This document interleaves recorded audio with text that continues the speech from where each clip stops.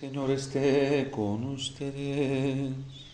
Y con tu espíritu. Lectura del Santo Evangelio según San Mateo. Gloria a ti, Señor.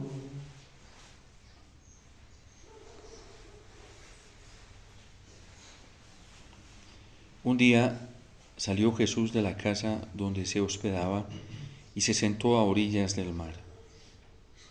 Se reunió en torno suyo tanta gente que él se vio obligado a subir a una barca donde se sentó mientras la gente permanecía en la orilla. Entonces Jesús les habló de muchas cosas en parábolas y les dijo: Una vez salió un sembrador a sembrar, y al ir arrojando la semilla, unos granos cayeron a lo largo del camino. Vinieron los pájaros y se los comieron. Otros granos cayeron en terreno pedregoso, que tenía poca tierra. Ahí germinaron pronto, porque la tierra no era gruesa. Pero cuando subió el sol, los brotes se marchitaron, y como no tenían raíces, se secaron. Otros cayeron entre espinos, y cuando los espinos crecieron, sofocaron las planticas. Otros granos cayeron en tierra buena y dieron fruto, unos 100 por uno, otros 70 y otros el 30. El que tenga oídos, que oiga. Palabra del Señor.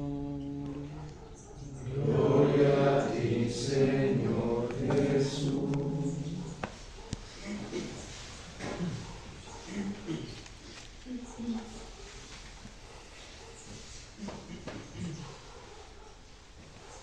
Salió el sembrador a sembrar, y la semilla de la palabra, que es Cristo mismo, cayó en el corazón de Jeremías. Y comienza a actuar en la vida de Jeremías, haciéndolo llegar a una conciencia muy grande de lo que es Él para el sembrador, de lo que significa Él para el sembrador, que es Dios Padre. Yo te conozco antes de que estuvieras en el seno materno. Desde antes yo te conozco porque tú has existido en mí, en mi amor, en mi realidad. Antes de formarte en el seno de tu mamá, ya te conocía. Tú no eres un desconocido para mí, aunque yo sea un desconocido para ti. Y además, yo te pensé y te destiné desde que existes en mí para una tarea muy grande, para ser un vehículo, para ser un instrumento, para ser un canal de mi palabra, que es mi Hijo, que es Cristo. Te destiné como profeta de las naciones, para que tú me lleves, para que tú comuniques mi gracia, para que tú la transmitas. Y entonces Jeremías se sorprende y se asusta, no para menos, porque quien le ha pedido audiencia no es el presidente más importante de una nación, quien le ha pedido audiencia no es el Papa, quien le ha pedido audiencia no es el presidente, los presidentes de las más grandes potencias, sino el dueño de todo cuanto existe, por quien existen ellos. Y además le está encomendando una tarea mayor que la que le ha encomendado a los reyes de la tierra, ungidos y escogidos por él, que a los mismos sacerdotes. la semilla cayó en tierra y la tierra en esos momentos se está comportando como si fuera la tierra pedregosa, porque incluso hasta intenta rehusarle. Señor mío, yo no sé expresarme porque apenas soy un muchacho. Es la respuesta de la tierra superficial que todavía no conoce profundamente quién es el que le está hablando, quién lo ha escogido y lo que le está prometiendo. Es que cuando se conoce que Dios es omnipotente y no tiene límites, la debilidad humana no es excusa para decirle que no se monte en ese vehículo y que vaya a donde quiera. La debilidad humana no es excusa para decirle que la barca es muy pequeña y que es muy vieja y que está muy estropeada, cuando Él tiene el control de todo y Él puede solucionarlo todo. Cuando se sabe y se tiene la certeza de que quien timonea y maneja esa barca es Él y nadie más. Le contesté: pero Señor mío, yo no sé expresarme porque apenas soy un muchacho. Aquí se está comportando como el terreno pedregoso, superficial, que por su inconstancia, y por eso el Señor va a tener que purificar el corazón de Jeremías, y como lo cuenta el mismo Salmo 70, hoy no viene ese versículo, pero el salmista en el Salmo 70, en el versículo 20 dice: me hiciste pasar por pruebas y aprietos, muchos peligros, porque necesitabas probarme y purificarme.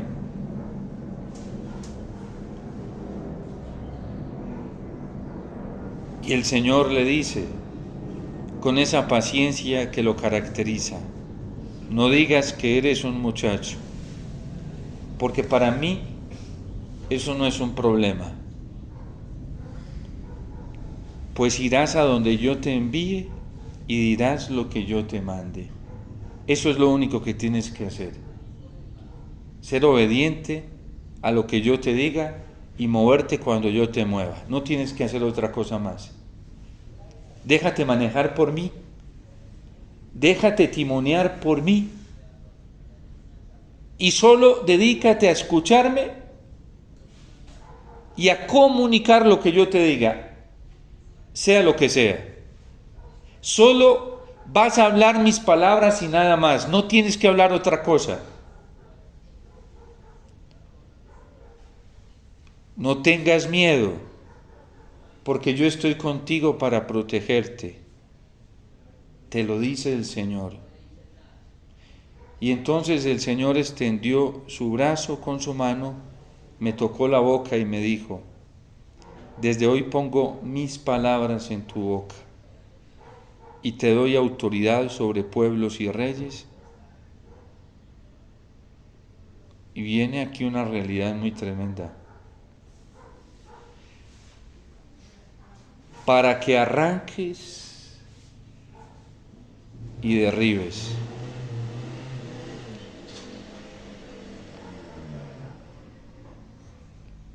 Con Malaquías el Señor ya estaba anunciando la misión de Cristo y también de Juan el Bautista. Y dice: yo te pongo como lejía. ¿Para qué es la lejía? De hecho, nosotros en el ambiente que vivimos, nuestros abuelos utilizaban es la ceniza.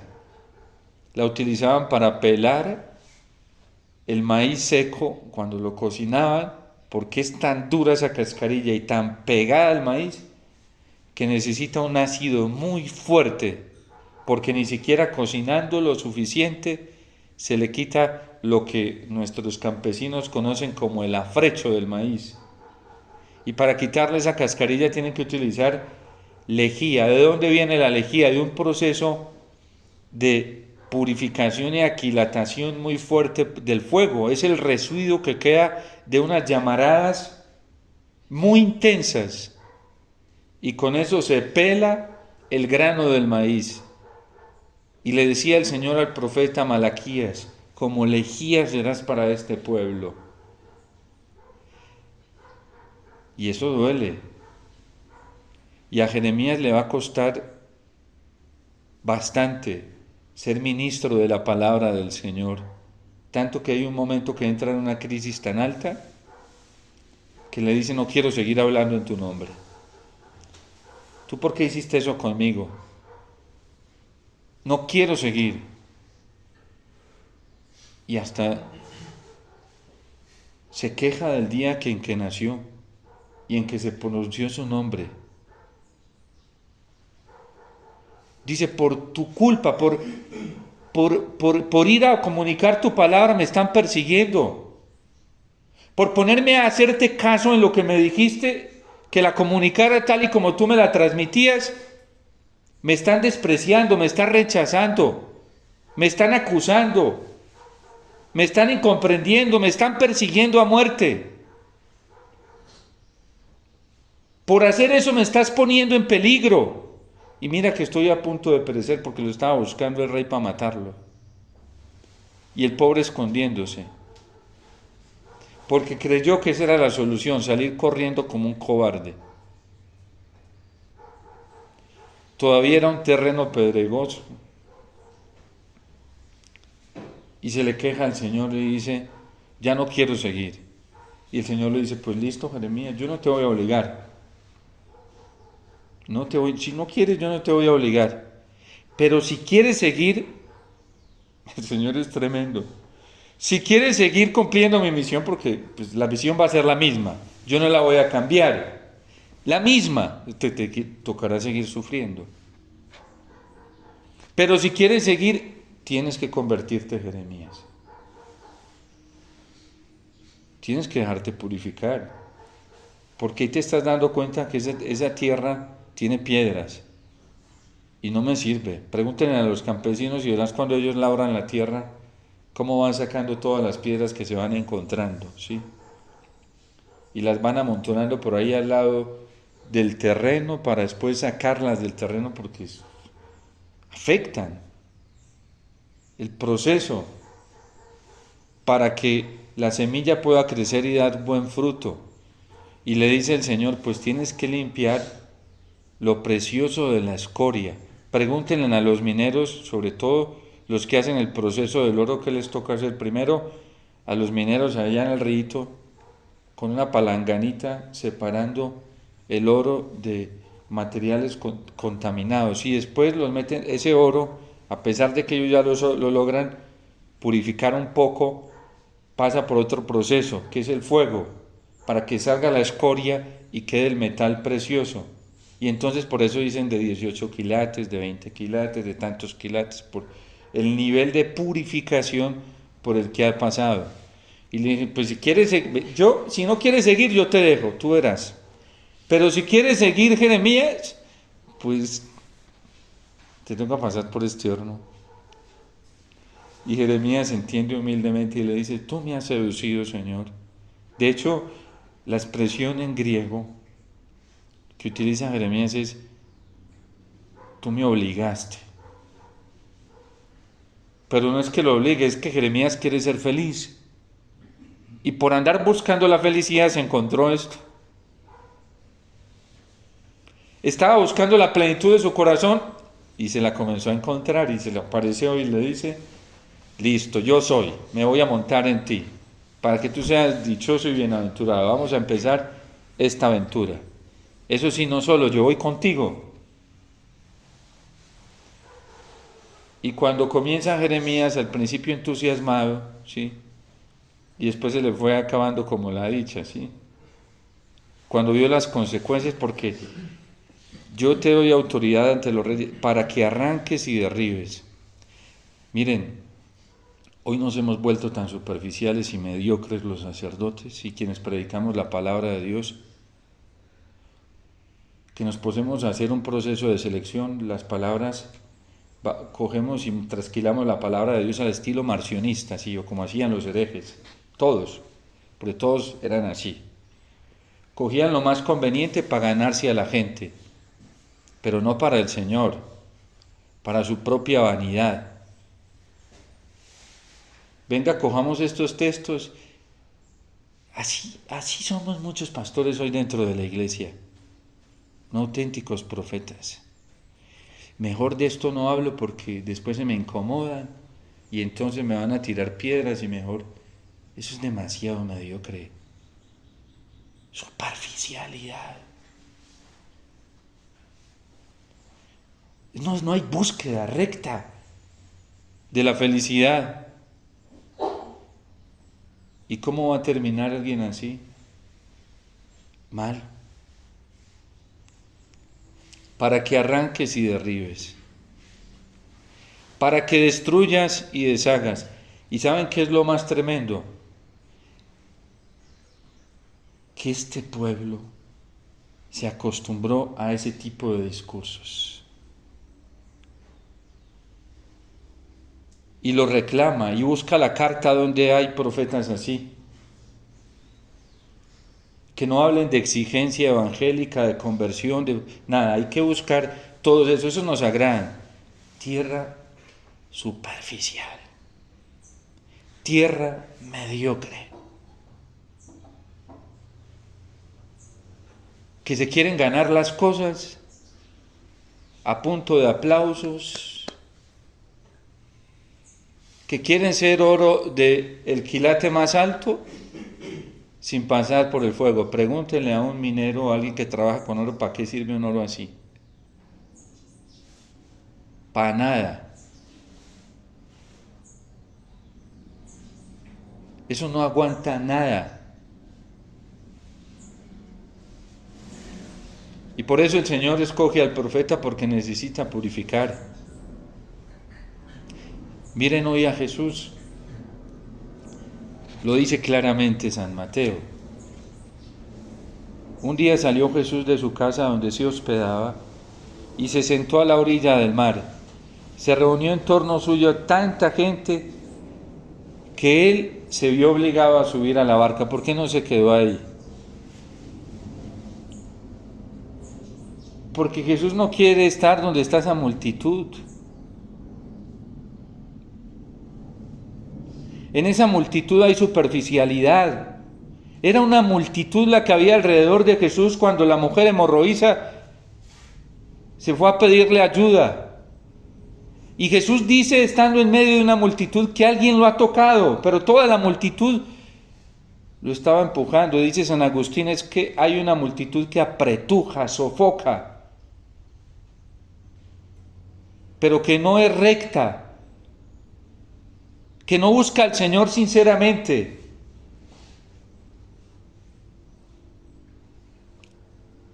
Y el Señor comienza con la parábola. Se sube a una barca. Tiene que subirse en una barca. Ni siquiera eran muchas. Era una.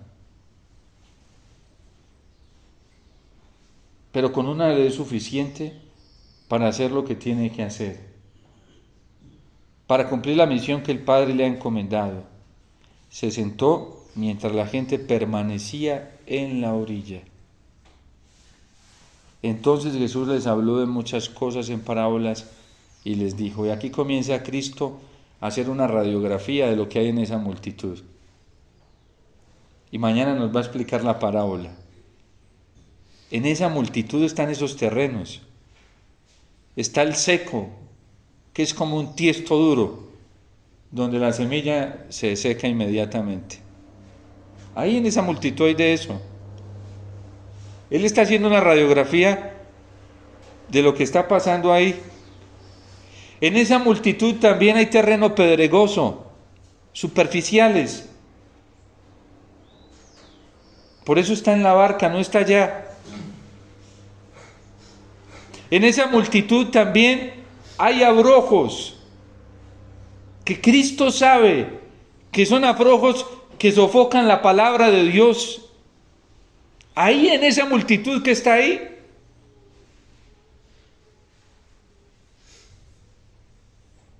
y también hay gente con un corazón bueno, como las mujeres que aguantaron hasta el Calvario, fueron tierra buena, como María Magdalena, como Juan. En esta multitud de la iglesia hay de todo. Por eso no todo lo que se dice ser católico, apostólico, romano, dentro de la iglesia, llámese sacerdote, obispo, diácono, religioso, religiosa, bautizado, matrimonio, no todo es terreno bueno. No todo en esta multitud es barca del Señor. No todo en esta multitud que formalmente conocemos como Iglesia Católica es, aunque parezca,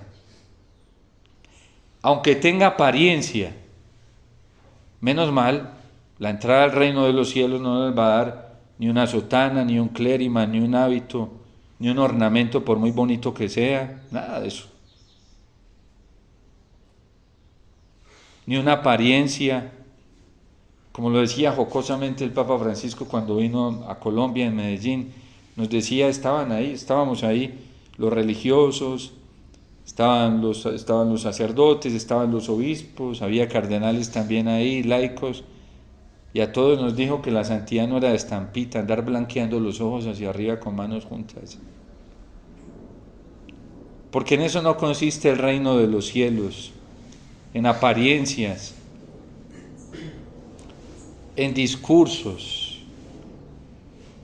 No, consiste en ser de verdad.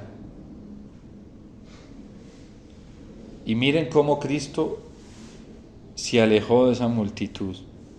Ojalá la barca donde se esté subiendo el Señor sea la nuestra. Jeremías se topó con el Señor porque Jeremías en realidad estaba buscando al Señor. Y quien busca, encuentra. Jeremías se topó con el Señor porque este salmo de hoy 70 lo oraba. Y se lo asumía como personal. Señor, tú eres mi esperanza. Que no quede yo jamás defraudado. Seguro que Jeremías oró muchas veces con este salmo. En los momentos de angustia, debilidad, de sufrimiento. Porque comprendió en medio de una decepción y una desilusión por todo lo que él veía. De hecho, hay una expresión muy fuerte de él en el mismo libro. Las lamentaciones se le atribuyen a Jeremías. Incluso hay una expresión muy fuerte en el libro de Jeremías donde le dice al Señor, ya no hay profetas, no hay reyes, no hay sacerdotes, pero sí tenían reyes, sí tenían sacerdotes, sí tenían profetas. Pero Jeremías está diciendo, no hay. Es que eran puro maquillaje, eran de mentiras, no eran de verdad. Esos pastores que se decían guías, se presentaban como guías. Y Jeremías lo dice, ya no hay sacerdotes, pero estaban llenos de sacerdotes. Ya no hay profetas, pero estaban llenos de profetas. Eran muchísimos los profetas que hablaban en nombre de Yahvé. Ya no hay reyes, pero también tenían reyes que los dirigían. Pero dice, ya no hay profetas ni reyes. Daniel estaba en medio de ancianos. Ya no hay profetas ni reyes. Profeta Joel se queja ante el Señor. Ezequiel, son falsos pastores. Falsos, son pura apariencia. Y no digamos, Cristo también dijo que había mercenarios, que eran ladrones. Y también Cristo lo dijo francamente, que habían lobos vestidos de ovejas. Y San Pablo se lo dice a las comunidades del Asia Menor cuando se despide de ellas y los manda a llamar a una ciudad de ahí, del valle de Licia en el Asia Menor, y vienen sobre todo las comunidades de Éfeso y los sacerdotes de Éfeso, y le dijo, temo que ante mi partida se van a filtrar lobos disfrazados de ovejas en medio del redil, y saldrán también de en medio de ustedes. Quien no busca al Señor de corazón se convierte en un instrumento de oscuridad, en un propagador de errores. Y por eso hoy el Señor nos llama a buscarlo de todo corazón, a poner nuestra esperanza solamente en Él, nuestra confianza en Él. Nosotros no podemos ser tan ciegos de creer y de pensar que la esperanza nuestra depende de aceptaciones humanas. Y no podemos caer en esa trampa de hacer las cosas y movernos diariamente para que los demás nos vean. Eso es lo más ruin que puede haber en nuestro corazón. Porque quien trabaja por un salario aquí en la tierra, ese es el salario que va a tener, el de la tierra. Quien se mueve por un interés terrenal, ese va a ser el beneficio que va a tener, un bien terrenal. Quien se mueve por una aceptación terrenal, temporal, humana, eso es lo que va a obtener. ¿Y eso cómo deja el corazón? Lo deja insatisfecho, decepcionado y desilusionado. La barca donde se montó Cristo no se ha hundido y lleva más de 2000 años navegando. Las otras sí se han hundido. Eso sí, se parecían. Recuerden que San Mateo, creo que San Mateo, bueno, uno de los evangelistas, no recuerdo ahorita cuál, dice que muchas otras barcas navegaban a su alrededor, parecidas, pero no eran. Miremos a los santos, fueron barcas donde se montó el Señor y no perecieron. No miremos lo ruin de esta tierra, lo corrompido, ni como ejemplo para admirar ni para seguir. Porque esas barcas se hunden. Un sacerdote, un obispo, un religioso, un laico, cualquiera que sea, que no tenga su corazón centrado en el Señor y en la Eucaristía, como centro de la vida cristiana, va a perecer. Jeremías pudo aguantar toda la prueba y murió como un héroe, como un santo. Hoy es santo Jeremías. Y de los profetas es uno de los grandes profetas. De hecho, en la Sagrada Escritura está clasificado como profeta mayor. No todos los profetas fueron mayores, todo fue de acuerdo al grado de generosidad. Aunque le costó, Jeremías se convirtió en tierra buena, que produjo mucho fruto. Hoy sigue produciendo, miren. Cómo a través de él nosotros vemos a través de esa ventana al Señor.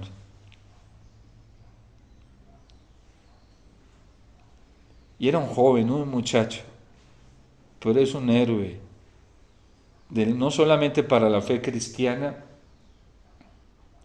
sino para la fe judía. Un héroe, un guerrero, un testimonio, un ejemplo, no solamente de admiración, sino también de imitación. Porque así son los grandes. Y por eso, aunque tengamos nuestros pies puestos acá en la tierra, lo peor que nos puede pasar es utilizar nuestros ojos y nuestra cabeza para mirar los pies en la tierra. El cristiano no puede hacer eso. Tiene los pies en la tierra, pero está mirando al cielo. Y todo el que se mira a sí mismo y se pone a mirar sus pies, a ver si están bonitos o no, se pierde, porque se encierra en sí mismo y deja de ver la belleza que hay en el firmamento y en el cielo. Estos días que han aparecido unas noches estupendas y en las horas matutinas, cuando nosotros nos levantamos aquí a las 4:25 y sale uno a mirar hacia el firmamento, es una hermosura ver la luna, las constelaciones, una belleza. Pero hay que levantar la cabeza. Si no la levantamos no nos damos cuenta. Si permanecemos con la cabeza abajo ante esta belleza, que eso ni en un teatro ni en una película ve uno tanta belleza, ¿sí? Pero si uno le pone a mirar para abajo a toda hora no se da cuenta. Y han sido bellísimas las horas matutinas.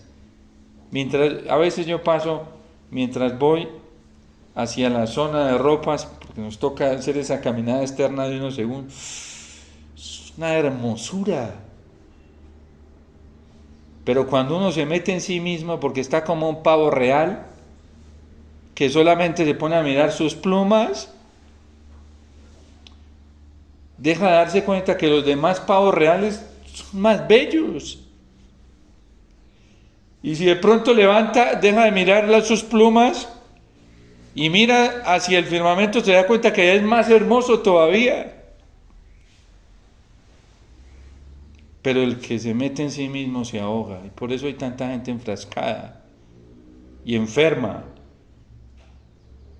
Parece que su cabecita solamente le sirviera para hacer un solo movimiento hacia abajo, y eso que no la mueven. Y uno sé si es que atrás hay algo que se las tenga, un yugo que los tenga pisados para mirar allá. Y es tan sencillo, solo es dar un medio giro y mirar al cielo, tanta belleza.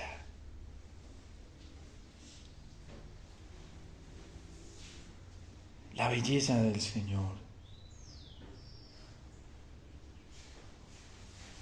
La Eucaristía es mucho más que eso.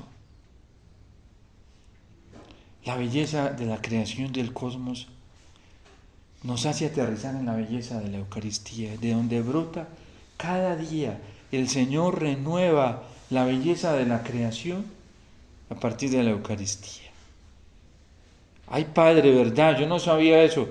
Y llevas años escuchando las plegarias eucarísticas y nunca lo sabías. Por Cristo, por quien renuevas, bendices y sigues creando todas las cosas. Todos los días aquí se lo decimos al Señor.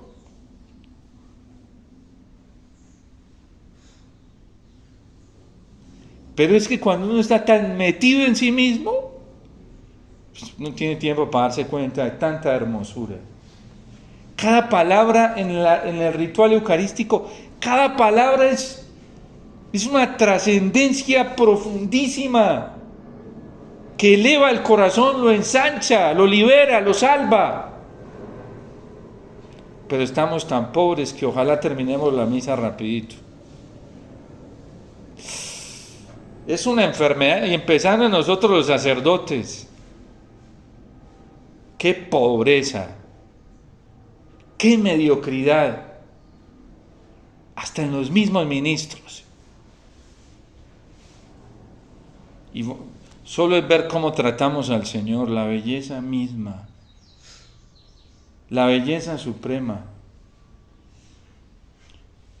Ayer compartían unos hermanos la comida, a mí me dejó impresionado, yo me quedé como aturdido, hablando de que cómo hay lugares donde se trata la Eucaristía y se han encontrado las sagradas formas del cuerpo de Cristo corrompido por animales, telarañas en sagrario.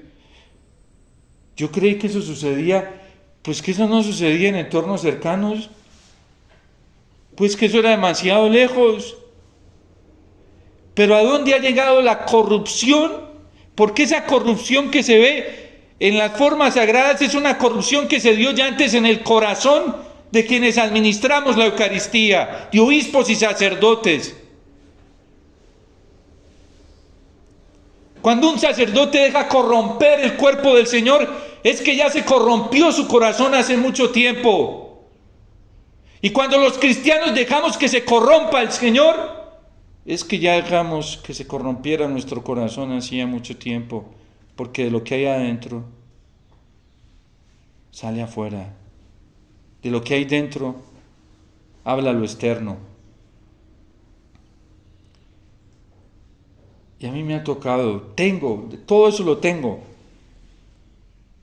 No son cosas irreales, imaginarias. Gente que me manda fotos, padre. Miren, me fui a la misa, padre, y mientras iba a comulgar, el piso lleno de partículas. Mire, padre, yo las recogí, me las llevé para la casa y las eché en un vasito con agua y yo me tomé esa agua. No les estoy inventando. Y me mandan fotos, mire, padre. Y gente que me manda fotos encuentra la Eucaristía tirada en el piso.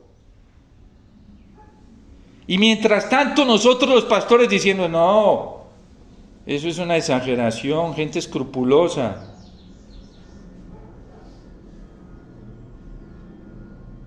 Y le apuesto que a uno de nosotros se nos está pudriendo un dedo y no admitimos ni siquiera que medio se nos incone porque de una vamos a buscar especialistas y todo. Pero quien tiene frío, tieso el corazón, porque ya no tiene amor por sí mismo, pero por el Señor, eso es pura palabrería.